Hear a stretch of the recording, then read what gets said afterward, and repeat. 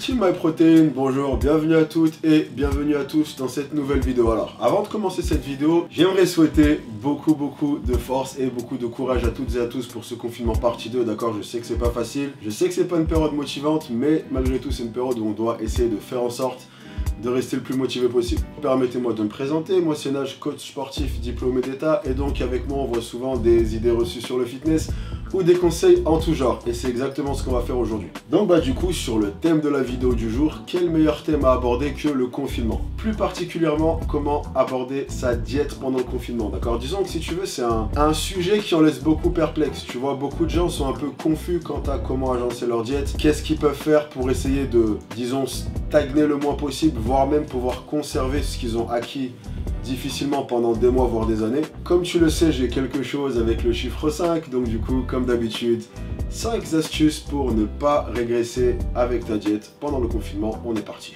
Astuce numéro 1, très simple, très basique, donc du coup j'étais obligé de commencer par là. Ne pas lâcher l'affaire et rester sur sa diète.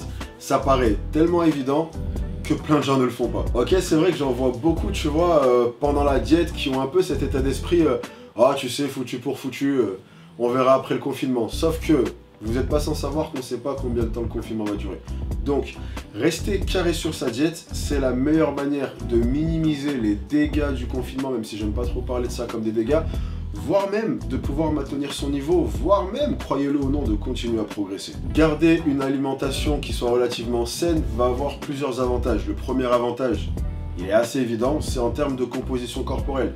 Si tu manges sainement, même si tu ne peux pas t'entraîner ou même si tu en es à devoir t'entraîner chez toi, forcément ta composition corporelle sera plus intéressante, d'accord? Tu vas minimiser le stockage de gras, en conséquence tu vas pouvoir maximiser la conservation de ta masse musculaire. Deuxième avantage, il va plutôt être lié à tout ce qui est récupération articulaire et autres. Je m'explique. Un des gros avantages qui est lié au fait de ne pas pouvoir s'entraîner ou bien au fait de devoir s'entraîner chez soi, c'est que tu vas venir récupérer de toutes les micro-blessures, de toutes les petites douleurs que tu aurais pu emmagasiner pendant tes mois ou tes années de pratique si tu n'as pas fait de pause, d'accord? Même si tu n'as pas eu de grosses douleurs ou de grosses blessures de type tendinite ou autre, il se pourrait que tu aies des micro-gènes, des micro-douleurs, des micro-blessures qui du coup ont besoin d'être régénérées. Et le confinement, si tu veux, c'est le moment parfait pour faire ça. Sauf que venir consommer trop d'aliments gras, trop d'aliments transformés, trop d'aliments industriels va être ce qu'on appelle des aliments inflammatoires, d'accord? Des aliments inflammatoires, comme son nom l'indique, vont créer une inflammation. Du coup, tes articulations vont avoir beaucoup plus de mal à régénérer. A contrario, avoir une alimentation qui est un peu plus saine, basée autour de fruits, de légumes, de bonnes sources de protéines, de bonnes sources de lipides et de bons glucides, va faire en sorte que tu vas créer un environnement dans ton corps qui est favorable à la récupération articulaire. Du coup,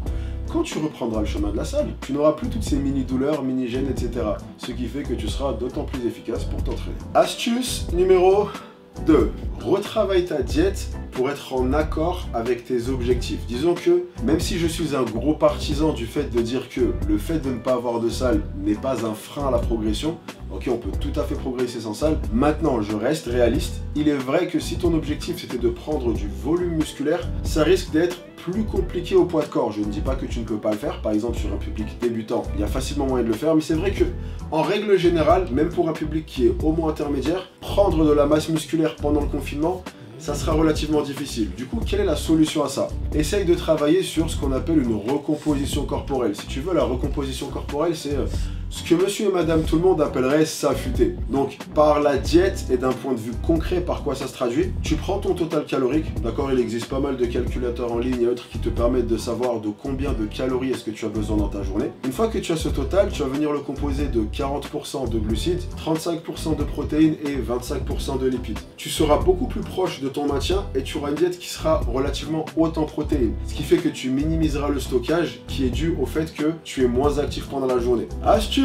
numéro 3, tester de nouvelles recettes et de nouvelles manières de cuisiner. Je dirais la raison numéro 1 pour laquelle les gens ont du mal à tenir une diète ou pour laquelle les gens tout simplement abandonnent leur diète, c'est par lassitude. Disons que les gens sont souvent saoulés de venir manger la même chose encore et encore. Résultat, ils vont aller se rattraper sur des aliments qu'ils aiment réellement. Et le problème, c'est que c'est vrai qu'en temps normal, on a assez de mal à, tu vois, venir passer du temps derrière la cuisine pour pouvoir essayer de nouvelles recettes, pour pouvoir voir ce qui nous correspond. Et du coup, bah, on va dire que là, tu as une période où tu as le temps. On a le temps de pouvoir essayer de nouveaux épices, de pouvoir essayer de nouvelles recettes, de nouveaux modes de cuisson, etc. Ce qui fait que lorsque tu ne seras plus confiné, parce que crois-le ou non, mais un jour tu ne seras plus confiné, du moins je l'espère, tu auras acquis de nouvelles méthodes de cuisson, de nouvelles recettes, etc. qui font qu'en fait tu pourras te permettre de placer tellement de variétés dans ta diète qu'au final, l'histoire de la lassitude ne va plus se poser. Donc voilà, profite de cette période pour pouvoir essayer, expérimenter, tu as le temps, en plus tu peux manger directement après l'avoir cuisiné, donc d'un point de vue gustatif c'est meilleur. Et voilà, si je dois englober ça dans une expression, je dirais apprends à redécouvrir la cuisine.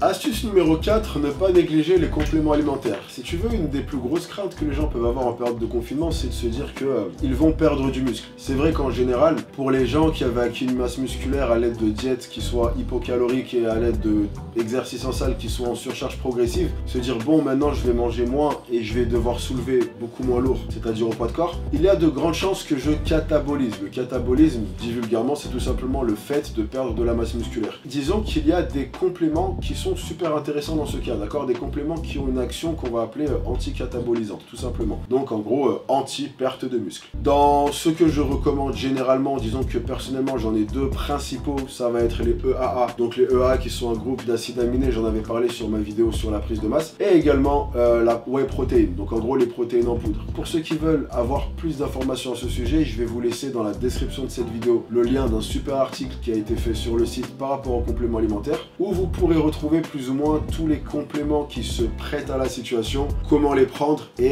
lesquels sont adaptés à votre cas principal. Donc je vous invite vivement à y jeter un œil et du coup à faire le nécessaire pour ne pas cataboliser. Astuce numéro 5, placer une bonne partie des glucides sur la journée autour de l'entraînement. Je m'explique. Un danger qui peut se poser sur une période comme celle qu'on est en train de traverser, c'est de venir tout simplement avoir le corps qui va venir stocker des glucides parce qu'il n'en a pas vraiment l'utilité, d'accord? Disons que si tu veux, le corps va un peu réguler ce que tu lui apportes comme nutriments en fonction de ses besoins. Ce que je suis en train de dire, c'est que si par exemple tu lui apportes beaucoup de calories à un moment où il en a besoin, il les utilisera. Mais si tu lui apportes beaucoup de calories à un moment où il n'en a pas besoin, il va tout simplement les stocker parce que ton corps se dit ok, j'en aurai peut-être besoin plus tard. Donc ce que je suis en train de dire, et pour schématiser, c'est vraiment que si tu lui apportes des glucides dans un moment où il n'est pas spécialement en activité, où il n'a pas besoin de glucides à ce moment-là, il est beaucoup plus à l'aise de les stocker pour pouvoir les utiliser plus tard. Donc en partie 3, je t'ai expliqué comment venir agencer plus ou moins ta diète, d'accord? Je t'ai parlé de glucides, de protéines et de lipides.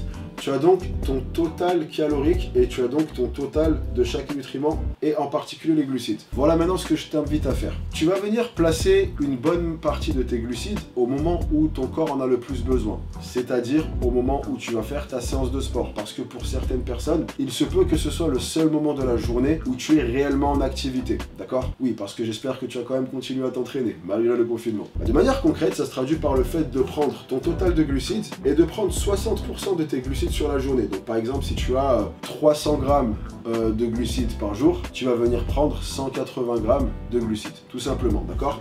Une fois que tu prends ces 180 grammes, tu vas les placer autour de ta séance, c'est-à-dire dans les 2 heures avant et dans les 2 heures après, d'accord? Faire ceci est une bonne manière de venir donner au corps ce dont il a besoin au moment où il en a le plus besoin, d'accord? C'est là où il a vraiment besoin d'un apport en calories et d'un apport en glucides. Donc apporter une majeure partie de tes glucides autour de la séance fait que tu vas d'une part limiter le stockage de gras et d'autre part venir apporter à ton corps son carburant principal pour avoir des séances performantes et donc faire en sorte que celle-ci soit plus efficace. Voilà, 1, 2, 3, 4, 5, nous avons donc 5 astuces pour savoir comment gérer sa diète pendant le confinement, d'accord? Je l'ai dit au début de la vidéo et je me répète, malgré ce que beaucoup de gens vont dire ou vont croire, il est tout à fait possible de garder une diète efficace et qui soit fonctionnelle et dans le sens de vos objectifs, malgré le fait qu'on soit confiné, d'accord? C'est un obstacle, mais ce n'est pas un frein. Il n'est pas impossible de continuer à progresser pendant le confinement. J'ai énormément d'élèves que j'ai mis sur des programmes maison et ils continuent à progresser. C'est donc la preuve que le fait de ne pas avoir de salle de sport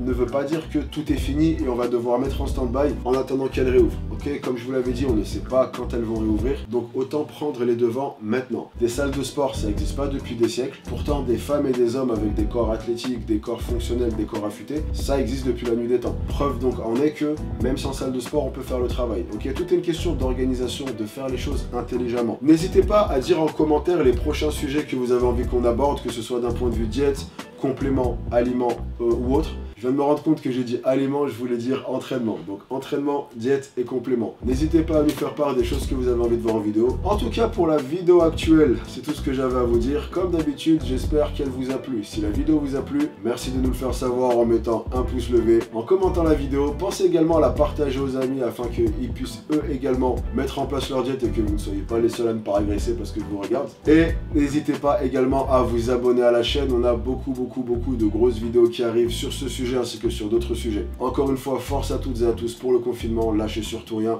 Je vous dis à la prochaine, ciao!